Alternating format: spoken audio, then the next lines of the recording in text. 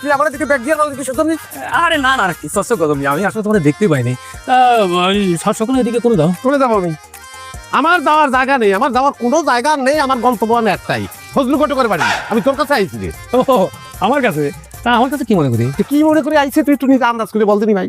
তুই কোনো কথা বলছো তুমি কি আন্দাজ করে আসো সেটা আমি কিরম করে কবো কিরম করে কব? তুই প্রতিবাদ দিছিস রে, তুই আর কিছু বুঝিস রে।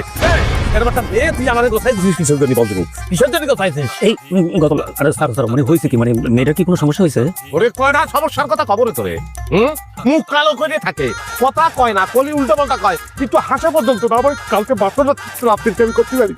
বলো কি ওর ঘাড়ে দিন ভূত আছে, তুই আমার এত বড় ক্ষতিটা কিসের জন্য করলি রে ভাই বলতেনি?